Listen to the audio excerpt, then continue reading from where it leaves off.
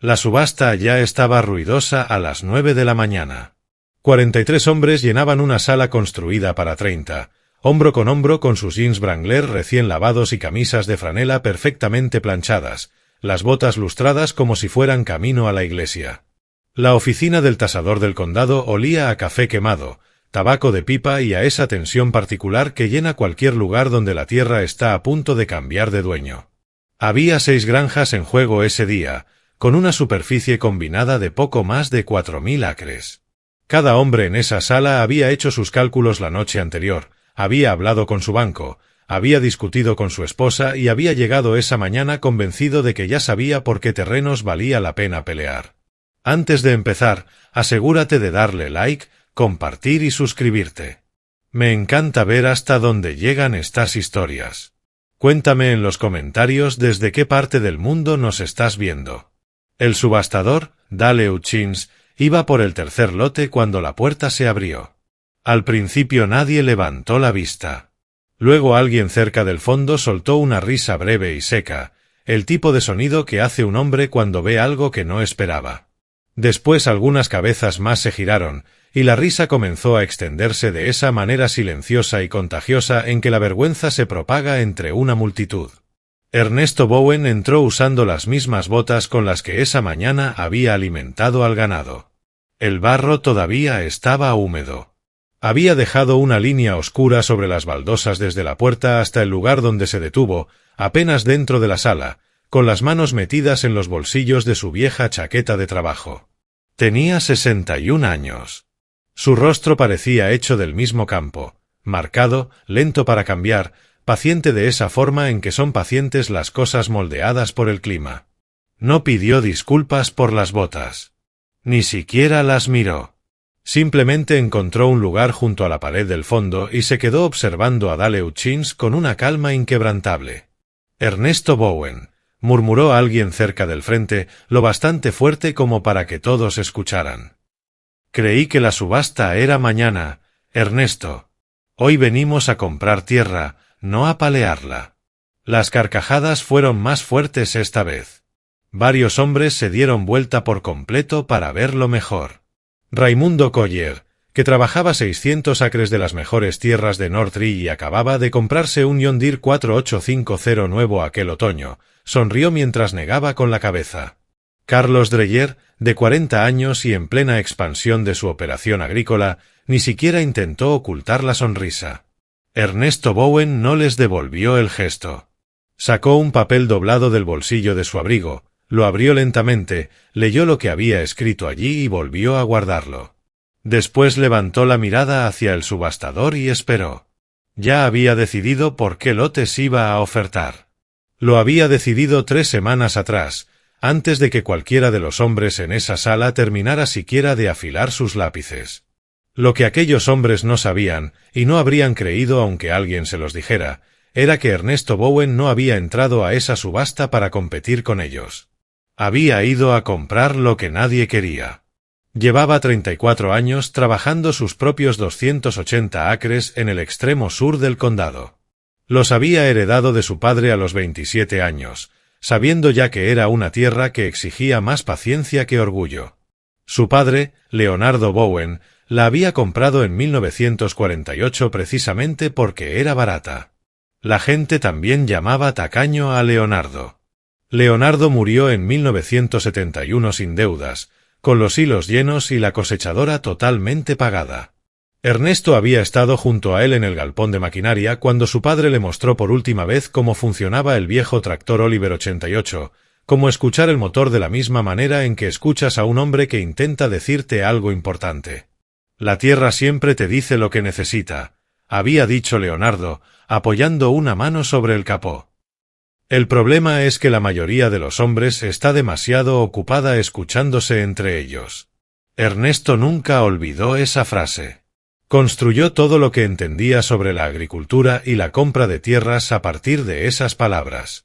Conocía los 6 terrenos que iban a subastarse mejor que cualquier hombre en aquella sala. Los había recorrido todos. Y no recientemente. Los había estudiado durante 20 años, en distintas estaciones y bajo distintas condiciones. Había permanecido en la esquina baja del terreno Patterson durante un abril lluvioso observando cómo el nivel freático se mantenía apenas a 15 centímetros bajo la capa superior del suelo durante 11 días seguidos. Había caminado por la parte seca del centro de la granja Greer en un agosto normal y notado cómo el subsuelo se agrietaba formando un patrón que indicaba una capa dura y poco profunda, quizá a menos de medio metro.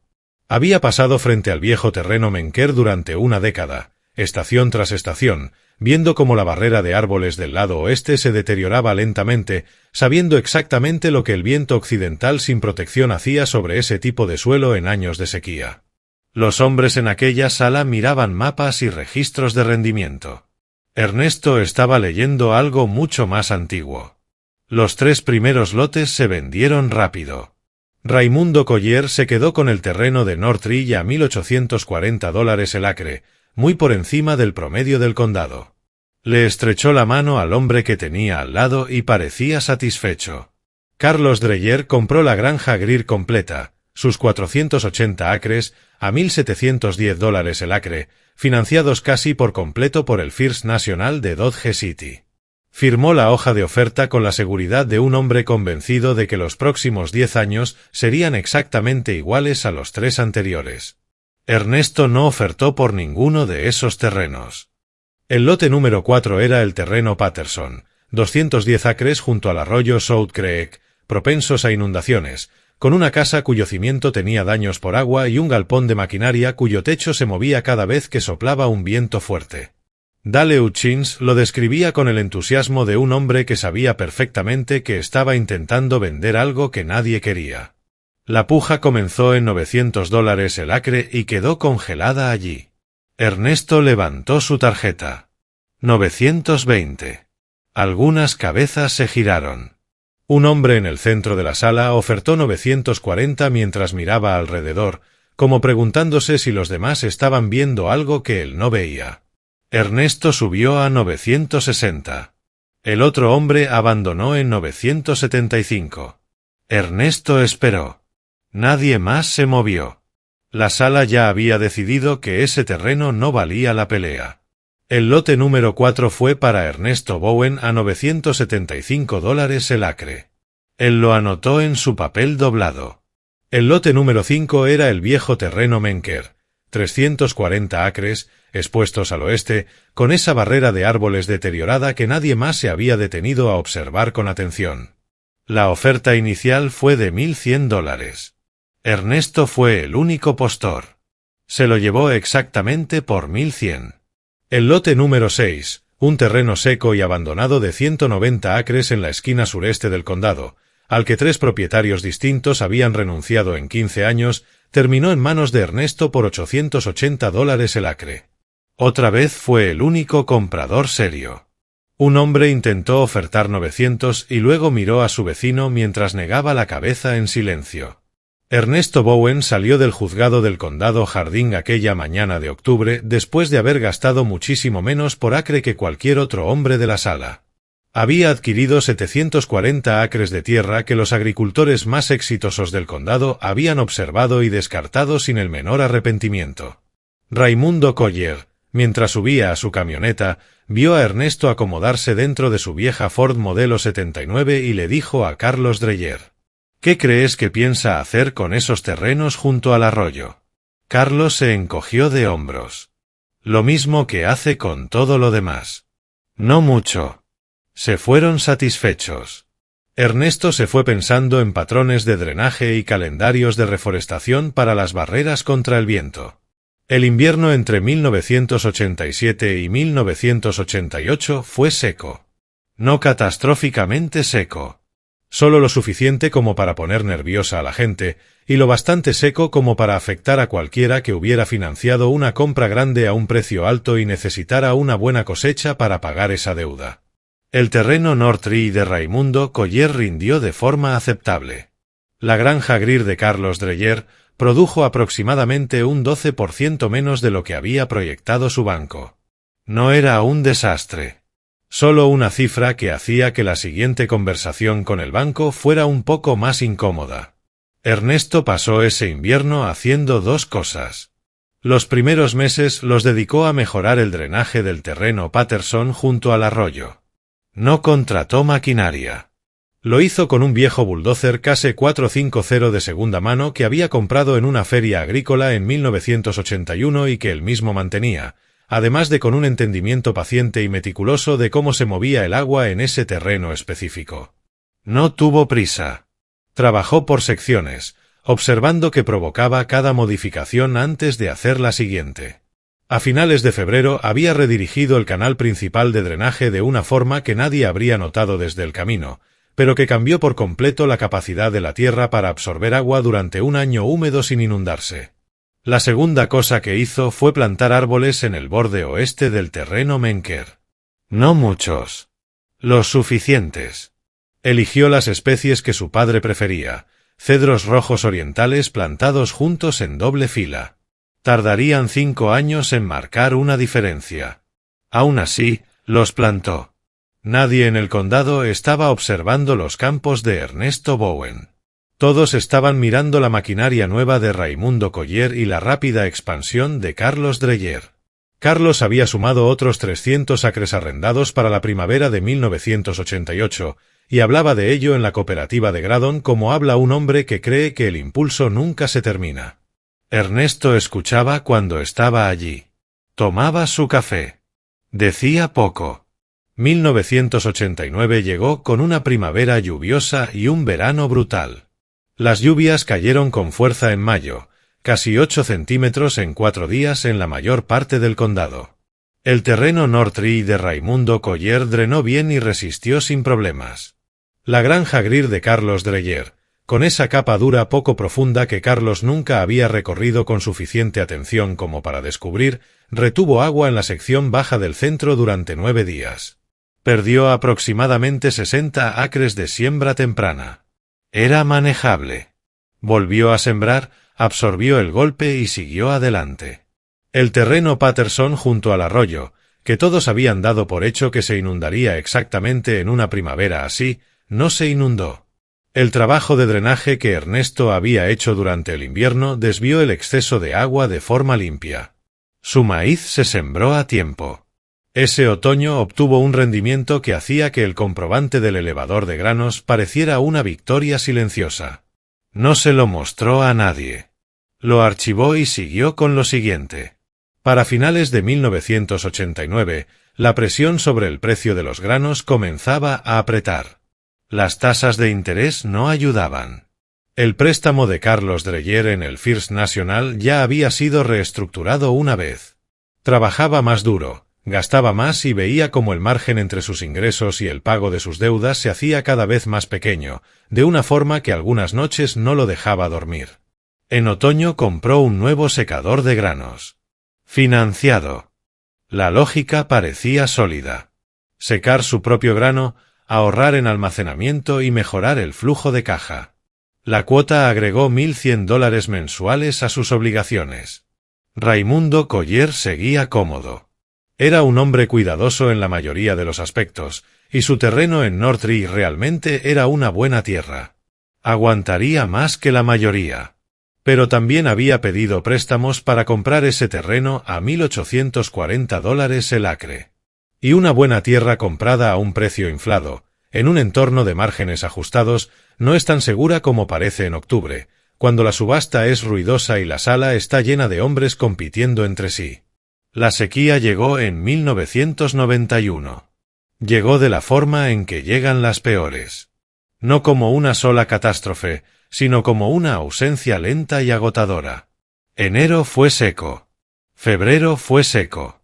Marzo trajo una lluvia importante y luego volvió el silencio. Para junio, la cosecha de trigo en todo el condado Harding estaba entre un 40 y un 60% de lo normal. Para agosto, el maíz estaba aún peor. El terreno Nortree de Raimundo Collier, con su suelo profundo y buena ubicación, soportó la sequía mejor que la mayoría. Raimundo sobreviviría a 1991 golpeado, pero entero. En la tienda de alimentos para ganado le decía a la gente que estaba bien. Y en gran parte lo estaba. Aunque estar bien en un año de gran sequía, con una gran compra de tierras financiada, se ve muy distinto a estar bien en un buen año sin deudas. Carlos Dreyer no estaba bien. La capa dura poco profunda de la granja Greer, que le había causado problemas de inundación en 1989, ahora jugaba en su contra de la forma opuesta. Los suelos poco profundos retienen menos humedad. Cuando no llueve, esos suelos son los primeros en mostrar estrés y los que peor lo muestran. Su maíz estaba perdido para finales de julio. No malo. Perdido. Su trigo había rendido apenas un 38% de lo normal. Tenía un secador de granos con una cuota mensual de $1.100, 3 préstamos operativos, el pago de la tierra y una cosecha que apenas cubría quizá la mitad de lo que necesitaba cubrir. Habló con su banquero en agosto. Esa conversación no quedó registrada en ningún sitio. Pero el resultado sí. Carlos Dreyer puso a la venta la granja Greer en septiembre de 1991. Pidió $1.400 el acre y no encontró compradores serios a ese precio. Bajó a $1.250. Todavía nada. Para noviembre, con la línea de crédito vencida y la paciencia agotada, la entregó al servicio de subastas del condado para venderla al precio que el mercado estuviera dispuesto a pagar. La subasta se realizó un jueves de diciembre. Hacía frío. Aparecieron unos 20 hombres, menos de lo esperado.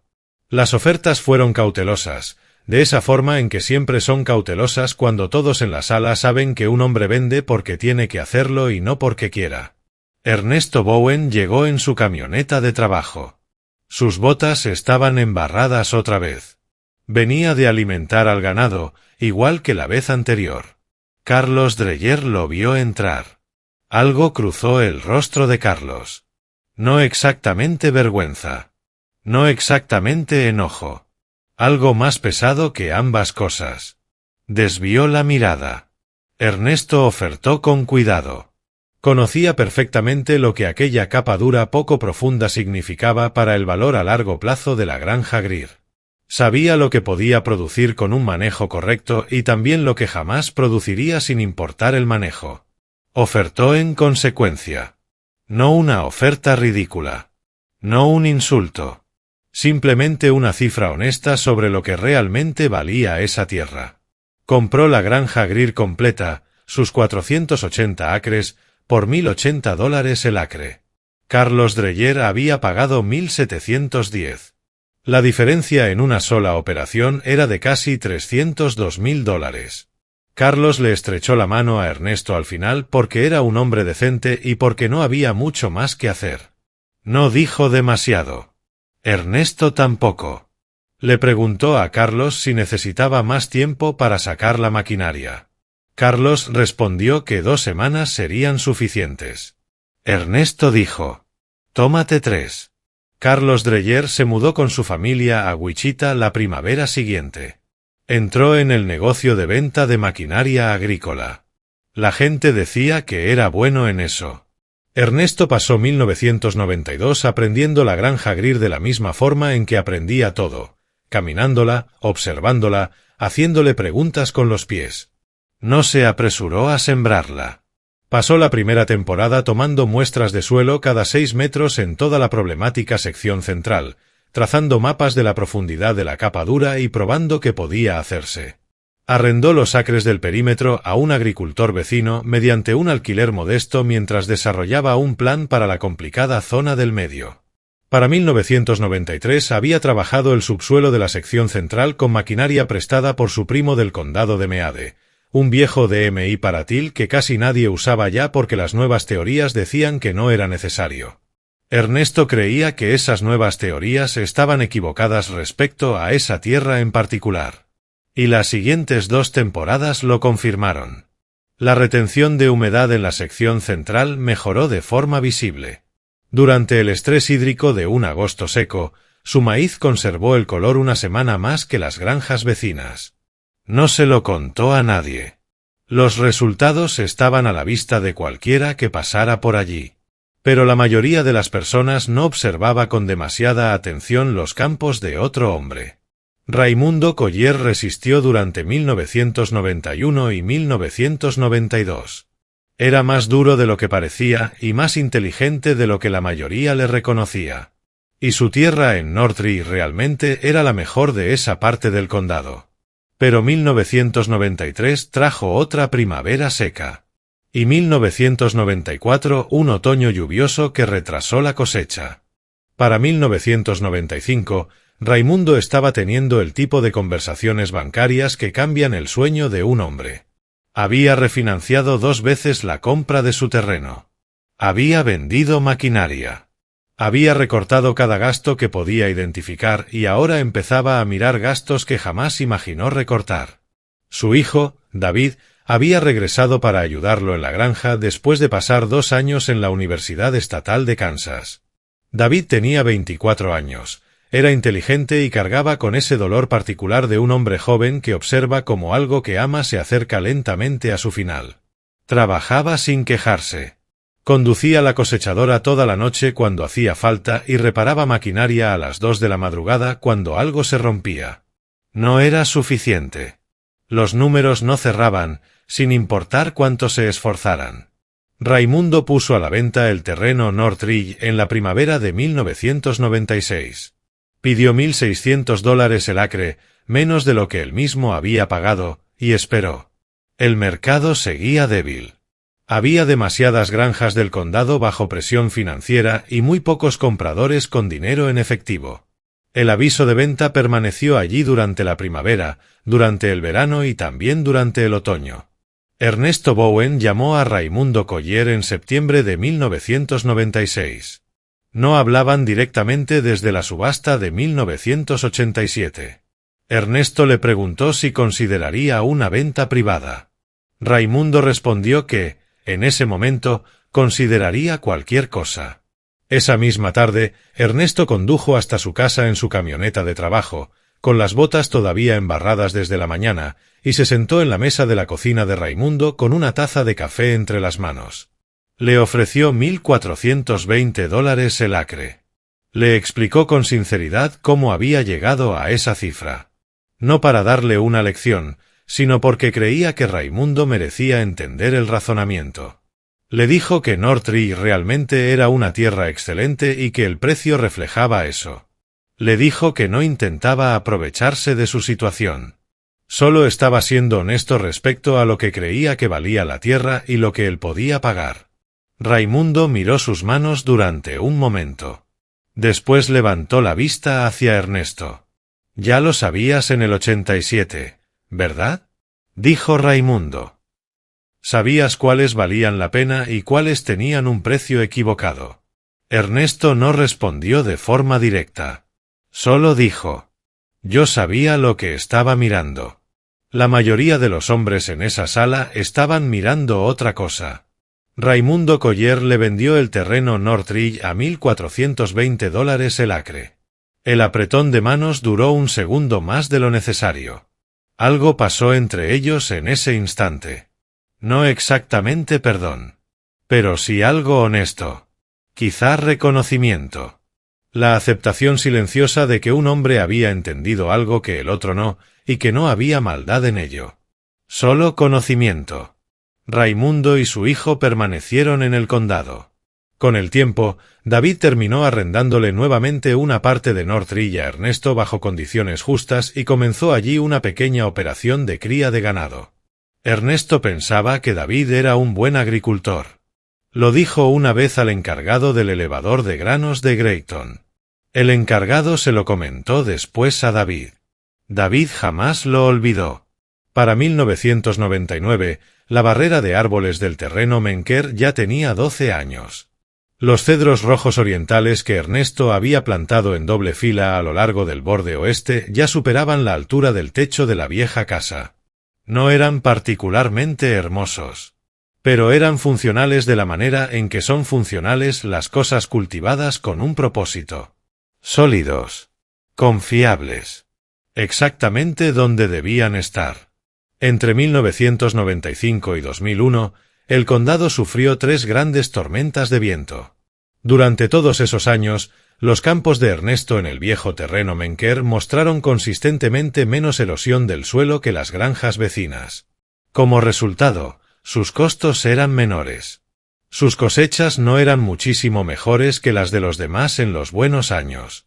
Pero en los malos años, en los años de viento, de sequía o de heladas, la diferencia era constante y acumulativa. Nunca lo calculó en voz alta. Simplemente lo sabía. De la forma en que un hombre sabe lo que sus decisiones han construido con el paso del tiempo. Es decir, en silencio, sin necesitar que nadie más se lo confirme. La última granja llegó en 2002. Era un terreno de 320 acres que había cambiado de dueño 3 veces en 15 años, y cada vez se había vendido por un poco menos que la anterior.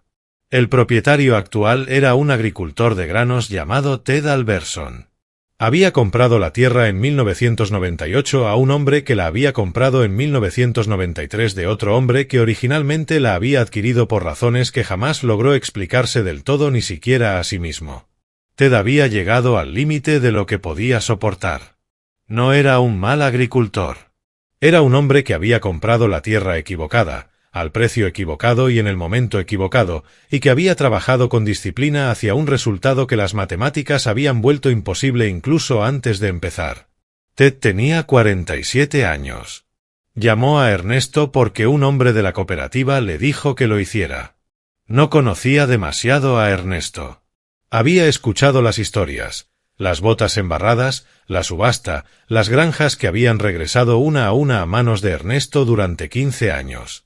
Pero siempre había pensado que esas historias tenían esa clase de exageración que suele rodear a cualquier agricultor viejo que logra sobrevivir más tiempo que sus vecinos. Ernesto condujo hasta allí un martes por la mañana de marzo. Recorrió los 320 acres junto a Ted. Ambos permanecían callados de esa manera en que los hombres guardan silencio cuando observan tierra seriamente. Ernesto hizo preguntas sobre el drenaje, sobre el sistema de tuberías subterráneas, sobre el análisis de suelo del año anterior, sobre lo que Ted había notado en años secos y en años húmedos. Escuchó las respuestas con atención. Esa misma tarde hizo su oferta sentado dentro de la camioneta de Ted, con la calefacción encendida. Era una cifra justa. Ted observó el número durante un largo momento. Usted ya sabía lo que estaba mal en esta tierra antes de bajarse de la camioneta esta mañana, ¿verdad? Preguntó Ted. Ernesto lo pensó. Tenía algunas ideas, respondió. Caminarla las confirmó. Y usted puede arreglarla.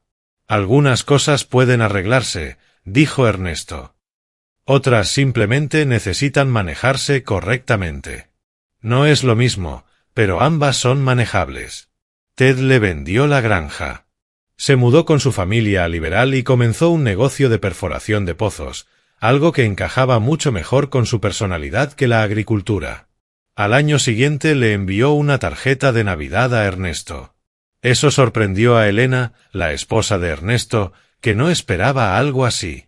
Para finales de 2002, Ernesto Bowen era dueño de 1.530 acres de tierras agrícolas en el condado Harding.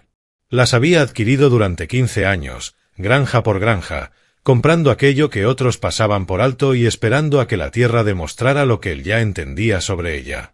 Tenía 76 años. Seguía levantándose a las 5:30 de la mañana. Seguía conduciendo la misma camioneta Ford, ahora con 23 años de antigüedad, que él mismo mantenía utilizando piezas que conseguía en un desarmadero a 2 condados hacia el este. Sus botas rara vez estaban limpias. Todavía asistía ocasionalmente a las subastas del condado, aunque menos que antes, porque ya quedaban menos granjas en venta y porque muchos de los hombres que recordaban 1987 se habían marchado o habían cambiado. Elena llevaba años insistiendo en que escribiera parte de lo que sabía. Cómo pensaba sobre la tierra. Las enseñanzas específicas de su padre. Y también las cosas que él mismo había aprendido durante 60 años observando suelo, agua y clima. Ernesto se resistía. No era un hombre que creyera que su conocimiento pertenecía a un libro. Creía que pertenecía a las decisiones que uno tomaba. Y que las decisiones hablaban por sí solas. Pero en los últimos años había comenzado a pasar tiempo con David Collier, el hijo de Raimundo, que seguía arrendando parte de Northridge y que con el tiempo había desarrollado esa cualidad particular de atención que Ernesto reconocía como el comienzo del verdadero entendimiento. David hacía buenas preguntas. Escuchaba las respuestas de la forma en que el padre de Ernesto le había enseñado a escuchar, completamente, sin usar una parte de su mente para preparar la siguiente respuesta mientras el otro aún habla. Ernesto le contó sobre la subasta de 1987. Le habló del trabajo de drenaje en el terreno Patterson junto al arroyo. Le habló de la barrera de árboles del terreno Menker y de por qué había elegido específicamente cedros rojos orientales. Le contó lo que su padre decía sobre el suelo y la diferencia entre escuchar a la tierra y escuchar las opiniones de otros hombres sobre la tierra. David escuchó. No dijo mucho. Cuando Ernesto terminó, David permaneció sentado unos segundos y luego preguntó: ¿por qué nadie más lo vio? Lo que usted vio en el 87. Ernesto pensó en eso durante un largo rato. Miró por la ventana del taller agrícola donde estaban hablando. En una esquina seguía el viejo tractor Oliver 88. Todavía funcionaba. Lo mantenía sin ninguna razón práctica, excepto que Ernesto no podía soportar la idea de dejar deteriorarse lo último que había tocado su padre. Finalmente dijo: ellos estaban mirando las granjas. Yo estaba mirando la tierra. Y no son la misma cosa. Una granja es lo que los hombres le han hecho a la tierra. La tierra es lo que estaba antes de ellos y lo que seguirá estando después. Hizo una pausa. La mayoría de los hombres, cuando entra a una sala llena de otros hombres deseando la misma cosa, termina deseando esa cosa también. No importa si es la correcta. El deseo se contagia. Yo simplemente nunca me contagié. David escribió esa frase cuando llegó a casa. No estaba seguro de por qué. Pensó que quizá algún día querría decírsela a alguien más, en una situación donde realmente importara. En la primavera de 2003, la Oficina de Extensión Agrícola del Condado Harding publicó un informe sobre las transiciones de tierras agrícolas en el condado durante las 2 décadas anteriores. Era un documento seco, lleno de tablas, cifras de acres y promedios de precio por acre. El tipo de informe que queda archivado en una oficina del condado y que probablemente leen unas 11 personas. Una de las tablas del informe registraba las 20 adquisiciones de tierras agrícolas más grandes del condado entre 1980 y 2002. El nombre de Ernesto Bowen aparecía 6 veces. El informe no hacía comentarios al respecto. Simplemente registraba los números, los precios de compra, los años, la cantidad de acres.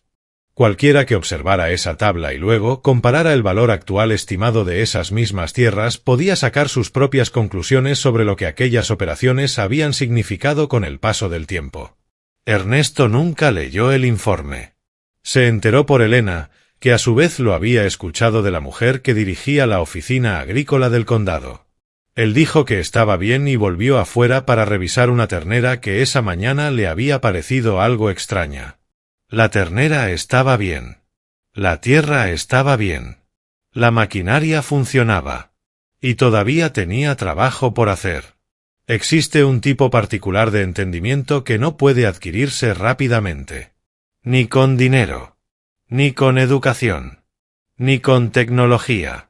Ni con ambición. Solo puede construirse de la misma forma en que se construye una barrera contra el viento. Una temporada a la vez. Por razones cuyos resultados no serán visibles durante años. En direcciones que exigen una paciencia más larga que la confianza de la mayoría de los hombres. Ernesto Bowen entendía eso. Su padre lo había entendido antes que él. Y ahora, lentamente, de esa forma particular en que las cosas verdaderas pasan de una persona a otra cuando ambas están prestando atención, David Collier también empezaba a entenderlo. Los hombres que se habían reído de las botas embarradas en 1987 no eran hombres tontos. Eran hombres que confiaban en lo que podían ver. Las botas brillantes. Las camisas de franela perfectamente planchadas. La voz segura. La maquinaria nueva reluciendo bajo la luz del otoño. No son cosas irracionales en las que confiar.